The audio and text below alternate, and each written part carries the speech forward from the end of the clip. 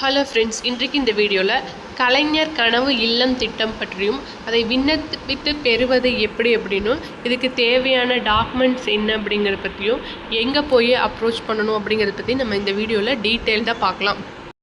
குடிசை வீடுகள் இல்லா மாநிலமாக தமிழ்நாட்டை மாற்ற வேண்டும் என்ற நோக்கில் தமிழ்நாடு அரசு கலைஞர் கனவு இல்லம் திட்டத்தை செயல்படுத்தி வருகிறது. இதில் வீடு கட்டு நினைப்பவர்களுக்கு ஒரு நற்செய்தி வந்திருக்கிறது. அது என்னவென்றால், புதிதாக சுமார் 1,00,000 வீடுகளை இந்த திட்டத்தின் கீழ் கட்ட தமிழ்நாடு அரசு திட்டமிட்டு அதற்காக 3,500 கோடி ரூபாய் நிதியையும் பட்ஜெட்டில் ஒதுக்கியுள்ளது. அதனால் இப்போது யாரெல்லாம் இந்த திட்டத்தின் கீழ் புதிய வீடு கட்டலாம், எப்படி கட்ட வேண்டும், அதற்கான தகுதிகள் என்ன என்பதை முழுமையாக தெரிந்து கொள்ளலாம்.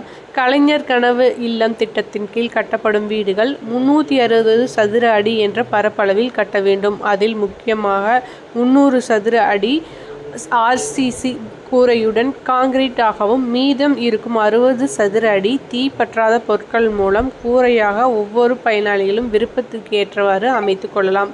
இந்த திட்டத்தின் கீழ் கட்டப்படும் ஒவ்வொரு வீட்டிற்கான தொகை அனைத்தும் சேர்த்து 3,50,000 இருக்க வேண்டும். கட்டப்படும் வீட்டின் சுவர்கள் அனைத்தும் செங்கல், ACC பிளாக் மற்றும் இன்டர்லாக் சிஸ்டம் கொண்ட பொருட்களால் மட்டுமே கட்டாயமாக கட்டியிருக்க வேண்டும்.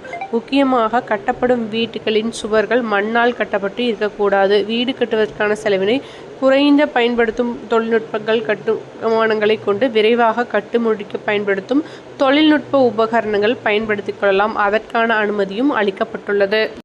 மேலும் பயனாளிகளை தேர்வு செய்பவர்கள் யார் யார் என்றால், அதாவது இந்த திட்டத்தில் தகுதியான பயனாளிகள் மட்டுமே இணைய வேண்டும் என்ற நோக்கில் ஏழை குடும்பத்தை சார்ந்தவர்கள், வீடு இல்லாதவர்கள், குடிசை வீட்டில் இருப்பவர்கள், ஓட்டு வீட்டில் இருப்பவர்கள் மட்டுமே முன்னுரிமை கொடுக்க வேண்டும்.